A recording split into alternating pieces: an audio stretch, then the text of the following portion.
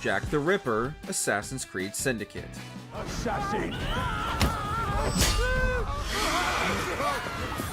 This entire DLC was building up to a final showdown between Jack the Ripper and Evie. But after the disappointing fight between Starrick in the base game, maybe we shouldn't have gotten our hopes up. All we can say is that Ubisoft developers had clearly seen the praise Batman Arkham City got for its Mr. Freeze fight, and wanted to replicate that with a stealth boss battle in a closed arena. However, unlike Mr. Freeze, the Ripper doesn't learn from his mistakes, and if you do end up brawling with him, you'll find he's easy to fight but has been given unlimited health. You have to sneak around the room and perform assassinations, making the whole encounter much more tedious than it should be.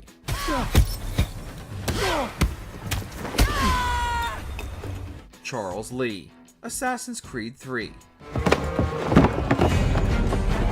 In a franchise that apparently used to think chasing someone for a long time was the only way to pull off a boss fight, Charles Lee stands out as the worst of a bad bunch.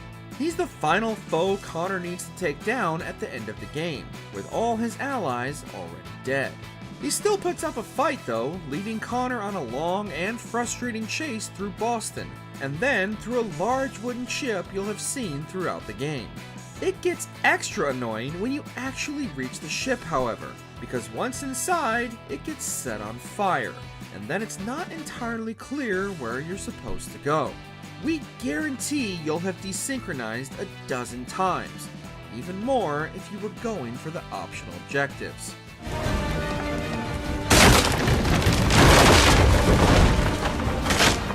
Erik Loyalskull, Assassin's Creed Valhalla. Your time's up! He's not one of the hardest bosses in the game. In fact, he's probably the easiest. But it wouldn't have felt that way if you found him at the very beginning.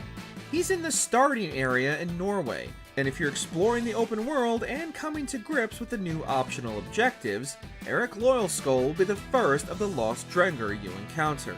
He's only power level 10, but if Eivor is power level 1 or 2, you'll be out of your depth with this fight, dealing very little damage since you'll also have very weak weapons and armor by this point. It's annoying having to leave the first area to level up and come back later, when you'll probably be so over-leveled that the fight loses all of its challenge. Mualim, Assassin's Creed. Proof of what? That nothing is true, and everything is permitted. This fight took the first game from its more grounded historical realism with sci-fi premise and presented us with the beginnings of the Isu lore. But despite its significance, showing both the power of the Apple of Eden and how that power corrupts the people who wield it, it's definitely not the best designed encounter we've ever seen. The first game's jankier combat and inability to actively heal make it very annoying, as well as Mualim's instant kill attacks. Even if you've got max health, we're sure you had to replay this final segment many times, ruining its impact.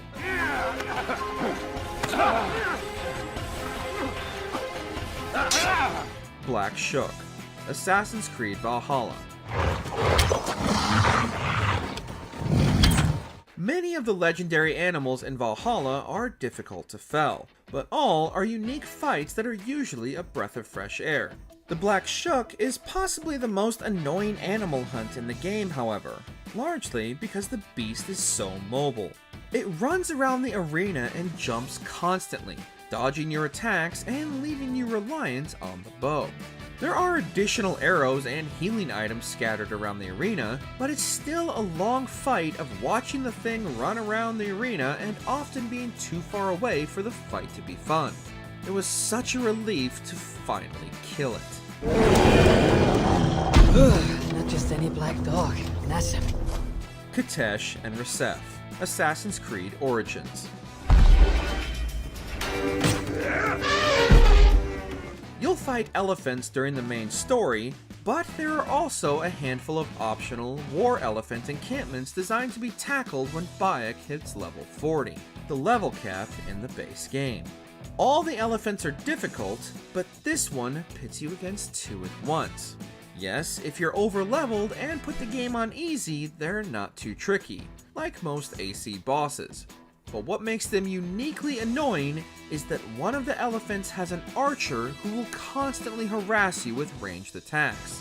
Focus on Resheph first and dodge the arrows, before turning your weapons on Qetesh, who's slightly easier.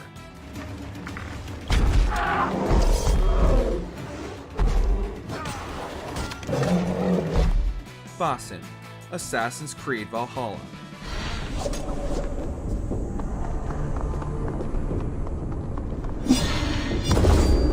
This was the climactic fight of Valhalla's main story. We finally uncovered the truth, that Eivor, Sigurd, and Basim are all reincarnated Isu, and that Basim is Loki. He's also got a particular grudge against Eivor for things Odin did and tries to kill them. However, what makes the fight against him frustrating is that he has no on-screen health bar. We appreciate it's for the immersion and gives you fewer distractions in this pivotal plot moment, but it does make it harder to see how many of your hits are actually landing and whether you're even progressing in the battle. Let us make this more interesting. We'll drag Sigurd into the fray. The Storm Fortress, Assassin's Creed Rogue.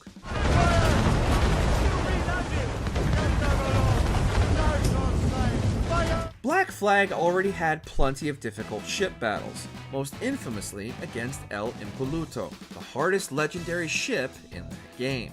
But the Storm Fortress in Rogue is perhaps even more notorious.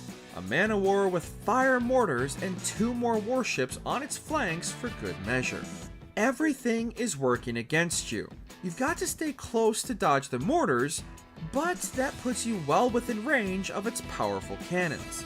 It's easily the most difficult thing Rogue has to offer, and we wouldn't be surprised to hear that a lot of you rage quit at least once, as even with a fully upgraded ship, it's maddening.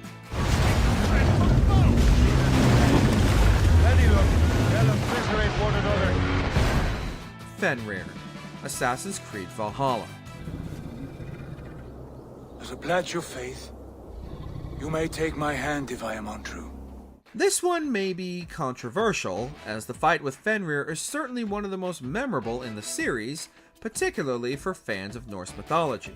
But it's also very challenging, and not always for the right reasons.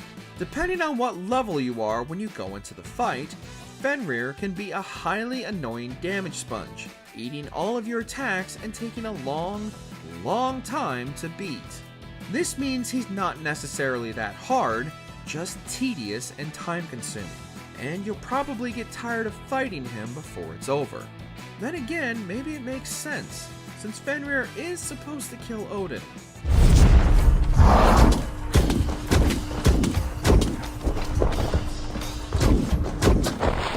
Caledonian Boar, Assassin's Creed Odyssey.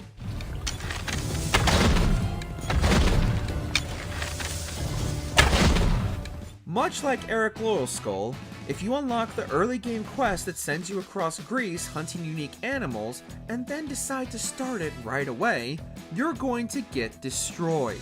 Ubisoft decided to make the first legendary animal, the one you need to defeat to unlock the locations of all the others, one of the hardest enemies in the entire franchise. You almost certainly can't beat the Caledonian Boar right away, and if you do, you probably didn't enjoy it. The trouble isn't even the main boar, but the dozens of regular, smaller boars that it spawns. Even the Erymanthian boar, which deals poison damage, was easier than this.